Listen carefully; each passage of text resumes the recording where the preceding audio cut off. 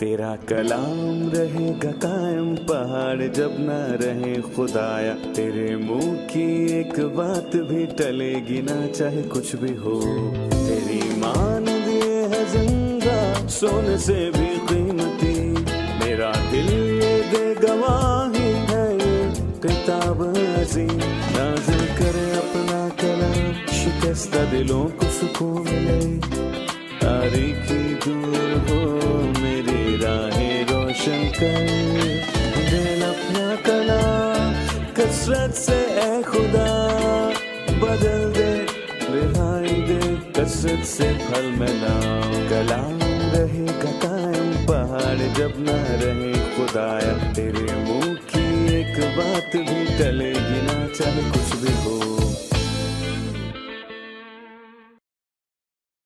عزیز ناظرین، میں Ayad Zarif آپ تمام دیکھنے والوں کو ہمارے روز کے بائبلی مطالعاتی پروگرام کی نئی قسط میں خوش آمدید کہتا ہوں۔ پچھلی قسط میں ہم نے افسیوں کے خط کا تعارف شروع کیا تھا۔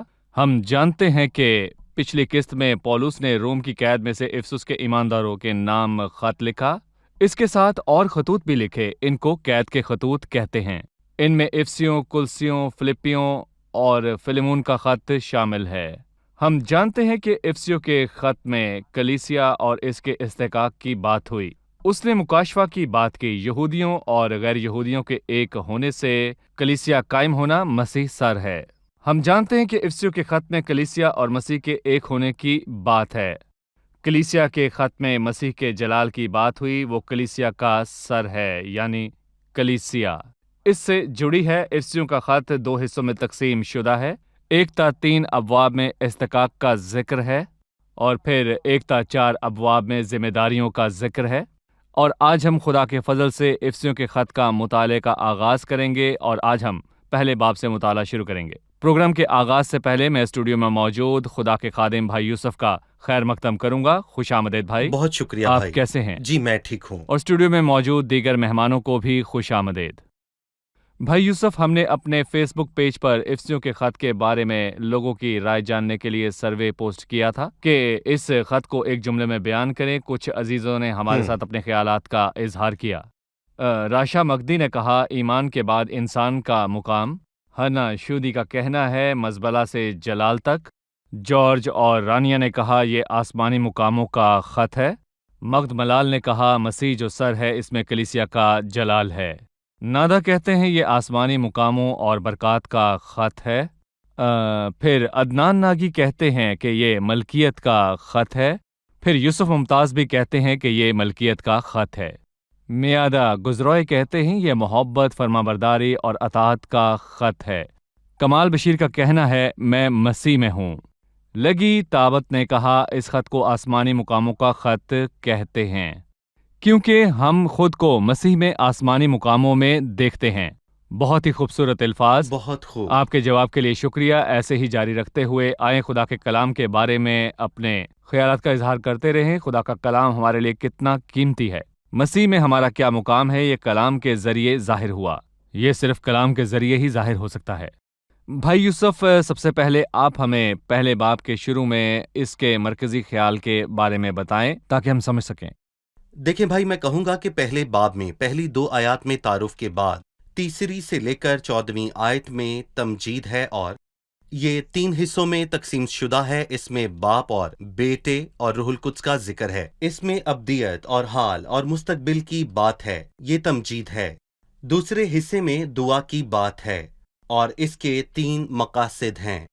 اور تمہارے دل کی آنکھیں روشن ہو جائیں تاکہ تم کو معلوم ہو کہ پہلی چیز اس کے بلاوے سے کیسی امید ہے، دوسرا اس کی میراث کے جلال کی بدولت مقدسوں میں امید ہے، تیسرا ہم ایمان لانے والوں کے لیے اس کی بڑی قدر کیا ہی بے حد ہے۔ اور پہلے باب میں 3 طرح کی تمجید اور 3 طرح کی دعائیں ہیں۔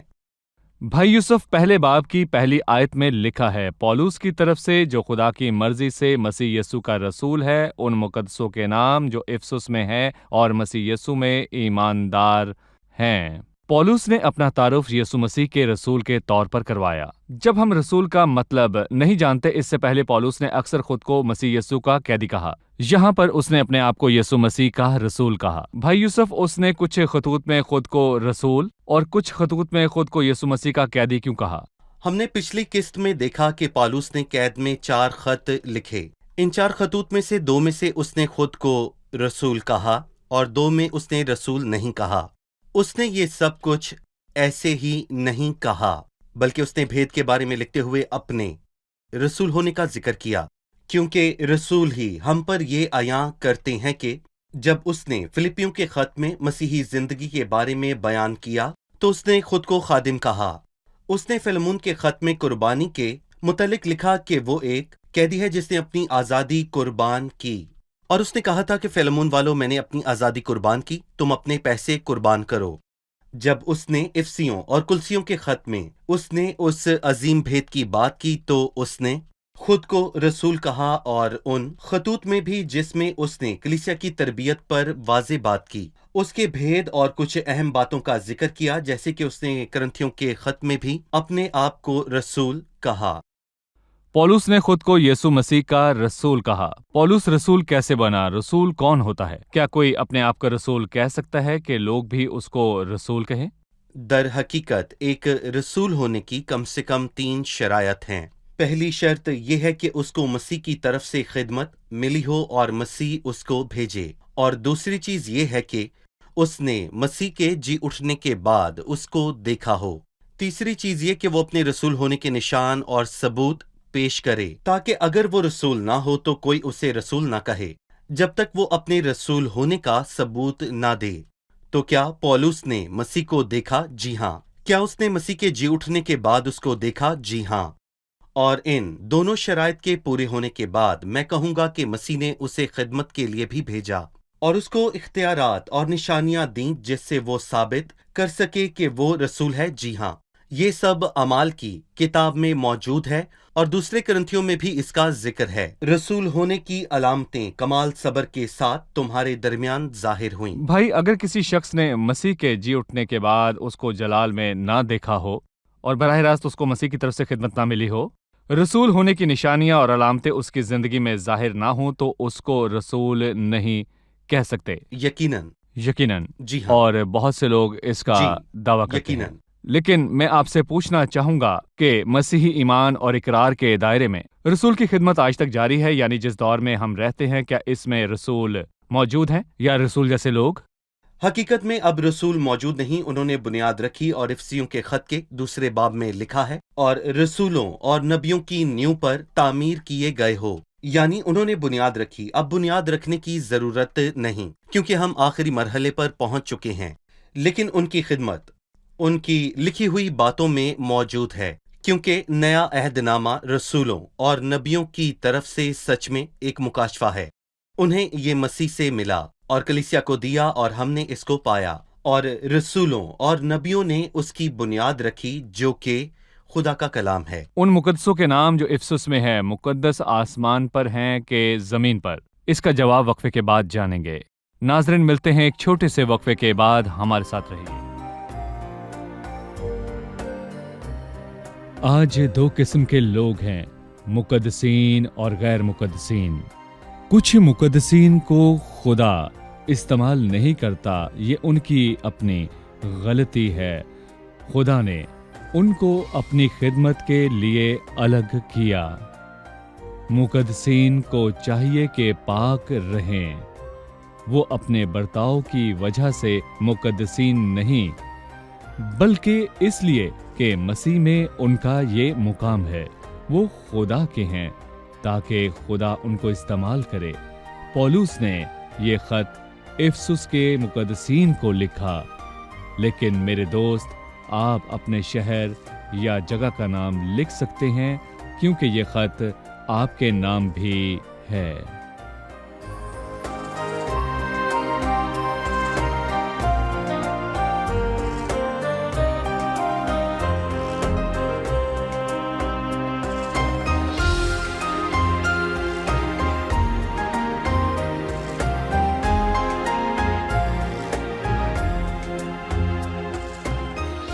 खुश आमदीद, हम आपकी खिदमत में दोबारा हाजिर हैं। आइए इफ्सियों के खत के पहले बाब के मुताले को जारी रखें। भाई यूसुफ, वक्फे से पहले हमने जिक्र किया उन मुकद्दसों के नाम जो इफ्सुस में हैं। लोग समझते हैं कि मुकद्दसीन को उनके मरने के बाद मुकद्दसीन कहते हैं। एक कौंसल ये फैसला करती है कि वो मुकद्दसीन हैं या नहीं।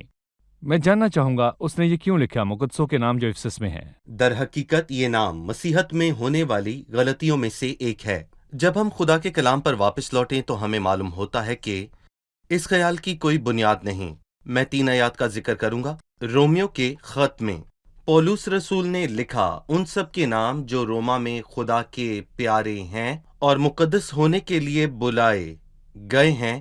करंथियों के खत में लिखा है खुदा की उस कलीसिया के नाम जो करंथस में है, यानी उनके नाम जो मसीह यीशु में पाक किए गए हैं और मुकद्दस होने के लिए बुलाए गए हैं। इन 2 आयात के मानी हैं कि वो बुलाहट की बुनियाद पर मुकद्दस हैं। मिसाल के तौर पर जब हम इब्रानियों के 10वें बाब को पढ़ते हैं, उसी मर्जी के सबब से हम यीशु मसीह के जिस्म के एक ही बार कुर्बान होने के वसीले से पाक किए गए हैं। और मैं कहूंगा कि पुराने अहदनामे में ज़बूर 16 में लिखा है मुकद्दस लोग, जमीन के मुकद्दस लोग वो बरगुज़ीदा हैं जिनमें मेरी पूरी खुशनुदी है। और कलीसिया का फैसला करने के लिए कोई मुकद्दस ठहराया जाए या नहीं, ये खुदा के कलाम के खिलाफ है, क्योंकि उसने हमें मुकद्दस बनाया। उसी मर्जी के सबब से हम यीशु मसीह के बदन के एक बार ही कुर्बान होने के वसीले से पाक किए गए हैं, और यही सच है। इस वजाहत के लिए शुक्रिया। चलिए मेहमानों से अब उनका सवाल जानते हैं। इफ्सियों के खत की पहली आयत है पौलुस की तरफ से, जो खुदा की मर्जी से मसीह यीशु का रसूल है, उन मुकद्दसों के नाम जो इफसस में हैं और मसीह यीशु में ईमानदार हैं। मैं आपसे ये जानना चाहूंगा, क्या मुकद्दसीन और ईमानदार में कोई फर्क है? हमें बताइए, मुकद्दसीन और ईमानदार में क्या फर्क है? जी, मुकद्दसीन और ईमानदारों में क्या फर्क है? यानी सब ईमानदार मुकद्दसीन हैं और सब मुकद्दसीन ईमानदार हैं, क्योंकि यहाँ ईमानदार यानी कि वफादार, और यूनानी में मैं कहूँगा कि इसके मानी भी वफादार के हैं। यहाँ पर उनको ईमानदार कहा गया, और एकता 3 बाब में उसने ईमानदारों के इस्तेहकाक की वाज़ेह बात की। पर मैं कहूँगा कि 4थे बाब में उसने ईमानदारों की बात की और उनकी जिम्मेदारी की बात की। इस्तेहकाक और जिम्मेदारी में बहुत बड़ा फ़र्क है, और मैं बुलावे की बुनियाद पर मुकद्दस हूँ। ये खुदा का बहुत बड़ा मुझ पर फजल है। मैंने इसमें कुछ नहीं किया, बल्कि खुदा के फजल से मैं मुकद्दस ठहरा। जरूरी है कि ईमानदार हों, लेकिन ये जरूरी नहीं कि सब मुकद्दस ईमानदार हों, बल्कि मैं यहाँ पर यह भी कहूँगा कि सब मुकद्दसीन को ईमानदार होना चाहिए। सही। अब मैं 3री आयत से 6ठी आयत तक पढ़ूंगा, उसके बाद आपसे सवाल करूंगा। हमारे यीशु मसीह के खुदा और बाप की हम्द हो, जिसने हमको मसीह में आसमानी मुकामों में हर तरह की रूहानी बरकत बख्शी। चुनाचा उसने हमको बिनाए आलम से पेशतर इसमें चुन लिया ताकि हम उसके नज़दीक मोहब्बत में पाक और बेऐब हों। उसने अपनी मर्जी के नेक इरादे के मुआफिक हमें अपने लिए पेशतर से मुकर्रर किया कि यीशु मसीह के वसीले से उसके लिए लेपालक बेटे हों, ताकि उसके उस फजल के जलाल की सताइश हो जो हमें उस अजीज में मुफ्त बख्शा। 3री आयत है, हमारे खुदावंद यीशु मसीह के खुदा और बाप की हम्द हो, जिसने हमको मसीह में आसमानी मुकामों पर हर तरह की रूहानी बरकत बख्शी। हमें खुदा के मुतालिक बताएं, जो बरकतों का सरचश्मा है, उसने मसीह में हमको कैसे बरकत बख्शी। दर हकीकत ये जुमला 3 खतूत में है। 2 करंथियों, पहले पतरस और फिर इफ्सियों के खत में भी ये जुमला है। इफ्सियों के खत में उसने खुदा का हवाला दिया, वो बरकत का सरचश्मा है और अबदी इख्तियार उसका है। करंथियों के 2 खत में उसने बाप और उसके मौजूदा इत्मीनान की वाज़ेह बात की, और पतरस के नाम पहले खत में उसने कहा कि खुदा की हम्द और मुस्तकबिल के जलाल और मिरास की बात की। इफ्सियों के खत में मौजूद इन 3 बातों का ताल्लुक माजी के साथ है।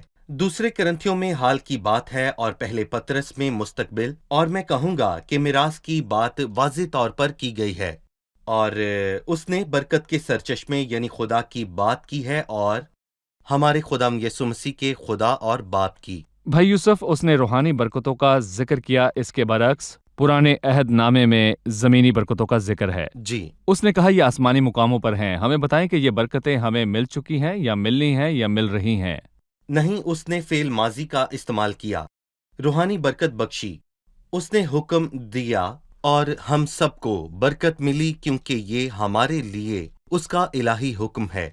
دیکھیں اس آیت میں اور اگلی آیت میں ایک بہت خوبصورت بیان ہے۔ اسے نمایاں کرنا چاہیے کہ خدا برکت کا سر چشمہ ہے۔ اس نے برکتوں کی تعداد اور ان کی قسم کی بات اور آسمانی مقاموں پر ہر طرح کی برکت بخشی۔ اس کی ضمانت ہے مسیح میں۔ پھر اس نے برکت کا وقت بتایا بنائے عالم سے پیشتر۔ برکت کا مقصد تاکہ ہم اس کے نزدیک محبت میں پاک اور بے عیب ہوں۔ اور پولس نے 7 شاندار باتیں بتائیں، اور کسی نے بہت خوبصورت بات کہی کہ رومیو کے خط میں پولس نے انسان کی بدحالی سے بات شروع کی، پر افسیوں کے خط میں اس نے خدا اور اس کے اچھے مقاصد کا بیان کیا۔ ہم کو مسیح میں آسمانی مقاموں پر ہر طرح کی روحانی برکت بخشی، چنانچہ اس نے ہم کو بنائے عالم سے پیشتر اس میں چن لیا تاکہ ہم اس کے نزدیک محبت میں پاک اور بے عیب ہوں۔ خدا نے ہمیں بنائے عالم سے پیشتر چن جی لیا، اس کے بالکل۔ متعلق بتائیں۔ دیکھیں بھائی، میں کہوں گا کہ اس میں 2 اہم باتیں ہیں، چھین لیا اور پیشتر۔ اس نے ہمیں بنائے عالم سے پیشتر چھین لیا، پیشتر سے مقرر کیا کہ اس کے لے پالک بیٹے ہوں۔ میں 2 باتوں کا فرق کروں گا، چھین لیا اور مقرر کرنا۔ چھین لیا، خدا نے بنائے عالم سے پیشتر خاص لوگوں کو چھین لیا، اس لیے نہیں کہ وہ یہ سب کچھ اچھے سے جانتا تھا، اس لیے اس نے ہم کو چھین لیا۔ یہ رد عمل ہے۔ دیکھیں یہ ایک رد عمل ہے، کیونکہ اسی کی طرف سے اور اسی کے وسیلے سے اور اسی کے لیے سب چیزیں ہیں، سب چیزیں اسی کے لیے ہیں۔ اس نے ہمارا مقام مقرر کیا، اس نے لوگوں کو چنا اور اس نے مقام اور رتبہ مقرر کیا۔ دوسرا فرق کہ فرشتے بھی ہماری طرح چنے ہوئے ہیں۔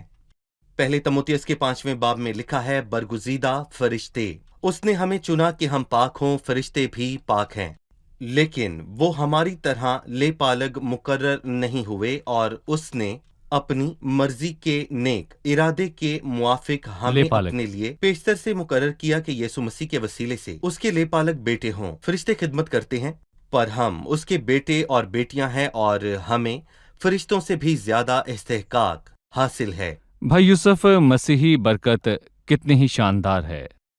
در حقیقت اگر بہت سے لوگ خدا کے حضور کھڑے ہوں اور انہیں کہیں کہ وہ غلام ہیں تو وہ بہت خوش ہوں گے کہ وہ خدا کے خادم ہیں۔ خدا کا خادم ہونا خوشی کی بات ہے، جی، لیکن مسیحی مکاشفہ ہے کہ ہم خدا کے فرزند ہیں۔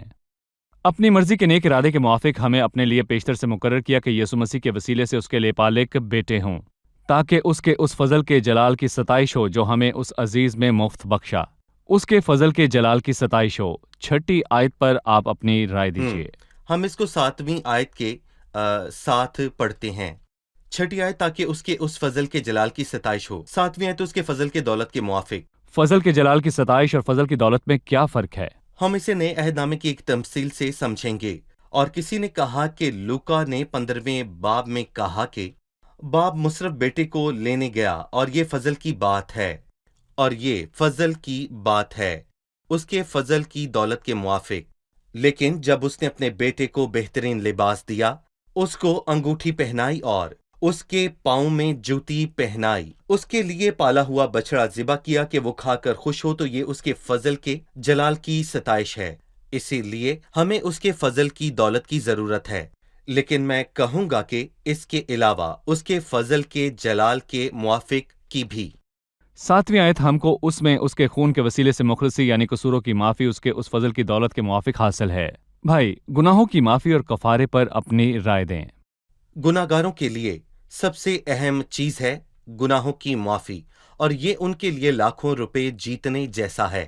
اگر ان کی زندگی میں گناہ ہو اور وہ مر جائیں اور جہنم میں جائیں، پر انہیں پتہ لگے کہ ان کے گناہ معاف ہوئے اور اب وہ مجرم نہیں ٹھہرائے گئے، تو میں کہوں گا کہ یہ ان کے لیے نہایت ہی خوشی کی بات ہوگی۔ اس لیے اس نے گناہوں کی معافی کی دولت کی بات کی۔ اس کے فضل کی دولت کی موافق حاصل کرو۔ خدا کا شکر ہو، صرف اس کے جلال کی بدولت ہم اس لائق ہیں کہ ہمیں گناہوں کی معافی ملے، کیونکہ لکھا ہے کہ پس اب جو مسیح یسوع میں ہیں ان پر سزا کا حکم نہیں۔ ہم کو گناہوں کی معافی اس کے اس فضل کی دولت کے موافق ہے، اور ہمیں مسیحی مکاشفہ پر سچ میں فخر ہے۔ وقفے کے بعد ہم اپنے مطالعے کو جاری رکھیں گے۔ ناظرین، ملتے ہیں ایک چھوٹے سے وقفے کے بعد، ہمارے ساتھ رہیے۔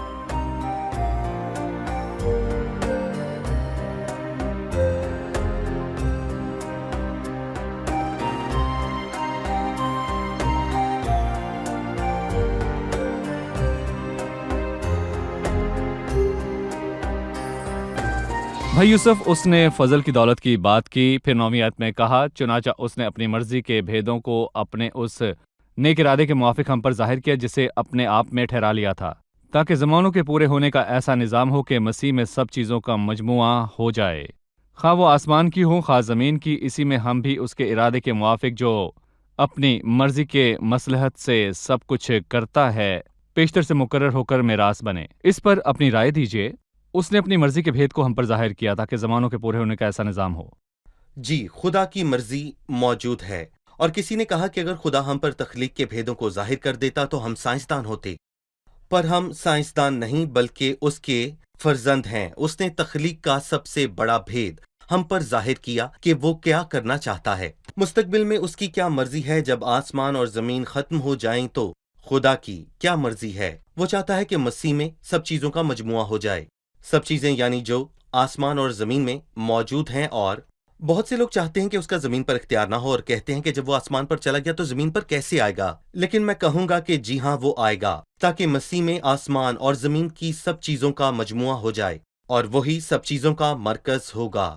گناہ نے سب کچھ تباہ کر دیا اور اس الجھن کو جنم دیا، اور خدا کی مرضی ہے کہ مسیح میں سب چیزوں کا مجموعہ بنے۔ اس نے اچھی بات کہی، اسی میں ہم بھی اس کے ارادے کے موافق جو اپنی مرضی کی مصلحت سے سب کچھ کرتا ہے پیشتر مقرر ہوئے تاکہ میراث بنے، یعنی یہ کہ مسیح اکیلا کائنات پر حکمرانی نہیں کرے گا بلکہ اس کے ساتھ جسم بھی ہوگا، کیونکہ میں یہاں پر یہ کہوں گا کہ سر اور بدن ایک ہی ہیں، اور یہاں پر پورا یہ بدن بھی واضح ہے کہ یہ سب سے بڑا بھید ہے جو ہم پر ظاہر ہوا، جو کہ اس نے اس خط میں ظاہر کیا۔ اس نے اپنی مرضی کے بھید کو اس خط میں ہم پر ظاہر کیا۔ صحیح، چلیے مہمانوں سے ان کا سوال جانتے ہیں۔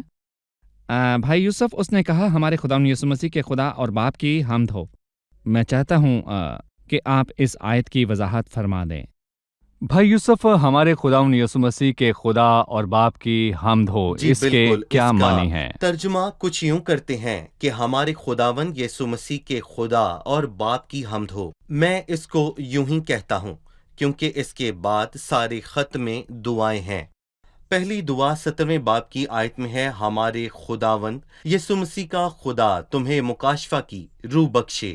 تیسرے باب میں دوسری دعا اس کی 14ویں آیت میں لکھا ہے کہ اس سبب سے میں اس باپ کے آگے گھٹنے باپ کے آگے ٹیکوں گا، خدا خدا ہے۔ اور پھر وہ کہتا ہے کہ ہمارے خداوند یسوع مسیح کا باپ۔ وہ ہمارے خداوند یسوع مسیح کا خدا کیسے ہوا؟ یاد کریں کہ مسیح نے مریم مگدلینی سے یہ کہا کہ میرے بھائیوں کے پاس جا کر ان سے یہ کہہ کہ میں اپنے باپ اور تمہارے باپ اور اپنے خدا اور تمہارے خدا کے پاس اوپر جاتا ہوں۔ جب وہ انسان بنا تو خدا اس کا خدا بنا۔ اے خدا تو میرا خدا ہے، اور اس نے صلیب پر کہا، اے خدا تو نے مجھے کیوں چھوڑ دیا؟ وہ انسان بنا، اور اس کے مجسم ہونے کی ایک وجہ یہ تھی کہ اس کا کلیسیا کے ساتھ تعلق قائم ہو، اس لیے اس نے یہاں کہا کہ انسان کے طور پر مسیح اور کلیسیا کے تعلق کا بھید بیان کیا، پر وہ فقط انسان نہیں کیونکہ باپ کے آخر میں لکھا ہے، اور اس کو سب چیزوں کا سردار بنا کر کلیسیا کو دے دیا۔ یہ اس کا بدن ہے اور اس کی معموری جو ہر طرح سے سب کو معمور کرنے والا ہے۔ جب ہم کہیں ہمارے یسوع مسیح کے باپ اور خدا، یہ انسان کے طور پر ہے، لیکن ہمیں یہ کبھی بھی نہیں بھولنا چاہیے کہ وہ مجسم خدا ہے۔ بالکل ایسا ہی ہے؟ صحیح۔ شکریہ بھائی یوسف۔ چلیے اب جانتے ہیں کہ مہمانوں نے آج کیا سیکھا۔ مجھے یہ بات اچھی لگی کہ جب کوئی کسی کی تمجید کرتا ہے تو کہتا ہے کہ وہ فرشتے کی طرح ہے، لیکن مسیحیت میں ہم فرزند ہیں، فرشتے بھی ہمارے مقام تک نہیں پہنچ سکتے۔ اس خط کی شاندار بات یہ ہے کہ خدا نے تخلیق کا بھید ہم پر ظاہر نہیں کیا، حالانکہ اس کا تجسس ہے، بلکہ اس نے اس سے بڑا بھید ظاہر کیا کہ ہم وقت پورا ہونے پر اس کے ساتھ سلطنت کریں۔ بہت شکریہ بھائی خدا آپ کو یوسف۔ برکت دے۔ اگلے پروگرام میں آپ سے پھر ملاقات آمین۔ ہوگی۔ عزیز ناظرین، خداوند یسوع مسیح یعنی بیٹے کے لیے خدا کا مقصد بیان ہوا، لکھا ہے تاکہ زمانوں کے پورے ہونے کا ایسا نظام ہو کہ مسیح میں سب چیزوں کا مجموعہ ہو جائے، خواہ وہ آسمان کی ہوں خواہ زمین کی۔ اسی میں ہم بھی اس کے ارادے کے موافق جو اپنی مرضی کی مصلحت سے سب کچھ کرتا ہے پیشتر سے مقرر ہو کر میراث بنے۔ وقت آنے پر مسیح میں سب چیزوں کا مجموعہ ہوگا، مسیح کائنات کا مرکز ہوگا، کیونکہ اسی کی طرف سے، اسی کے وسیلے سے اور اسی کے لیے سب چیزیں ہیں۔ وہ دن نزدیک ہے اور ہمیں اس بات سے خوشی ہے کہ ہمارا تعلق مسیح سے ہے۔ ہم مسیح کے بدن کے اعضاء ہیں، پر اس وقت جب ہمارے گناہ معاف ہوں اور ہماری خطائیں ڈھانپی جائیں، ہم مسیح کو اپنا شخصی نجات دہندہ قبول کریں۔ عزیزو، مسیح ہی اس بدن کا سر ہے اور بدن کلیسیا ہے۔ اگر آپ خدا کے لے پالک ہونے کا مزہ چکھنا چاہتے ہیں تو آپ کو دور جگہوں پر سفر کرنے کی، پیسے دینے کی، کام کرنے کی ضرورت نہیں۔ آپ صرف اتنا کریں کہ مسیح کو اپنا شخصی نجات دہندہ قبول کریں اور یہ مان لیں کہ مسیح یسوع نے ہمارے لیے اپنی جان دی۔ اگلی قسط میں پھر ملاقات ہوگی۔ خداوند آپ کو برکت دے۔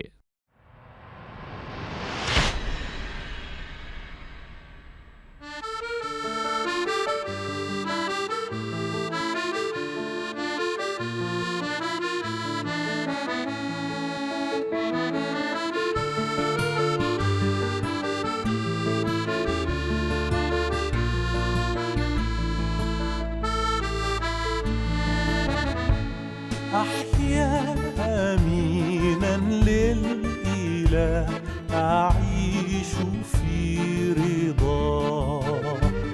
أحيا لمن بموته منابع الحياة. أحيا قويا صابرا في الضيق والعناء. أحيا شجاعا ثابتا بصادق الوفاء. يا سيدي الإله، يا واهب الحياة،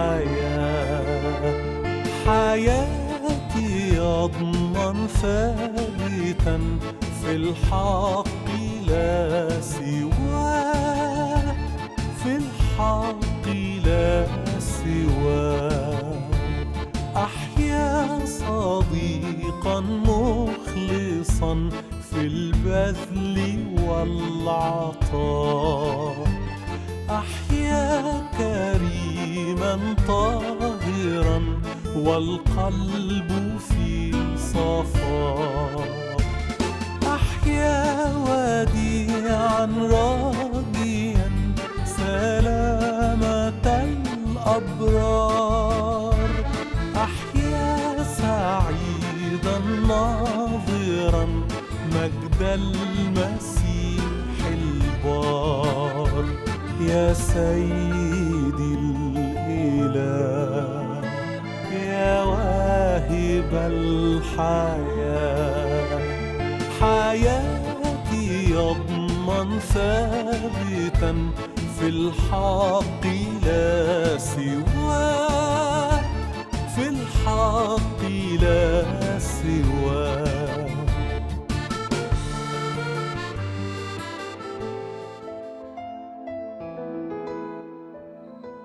تیرا کلام رہے گا قائم پہاڑ جب نہ رہے خدایا، تیرے منہ کی ایک بات بھی ٹلے گی نہ چاہے کچھ بھی ہو. تیری مان دیے ہے زندہ سونے سے بھی قیمتی، میرا دل یہ دے گواہی ہے یہ کتاب عظیم. نازل کرے اپنا کلام، شکستہ دلوں کو سکون ملے، تاریکی دور ہو میری راہیں روشن کر. دل اپنا کلام کثرت سے اے خدا بدل دے، رہائی دے کثرت سے پھل ملاؤ. کلام رہے گا قائم پہاڑ جب نہ رہے خدایا، تیرے منہ کی ایک بات بھی ٹلے گی نہ چاہے کچھ بھی ہو.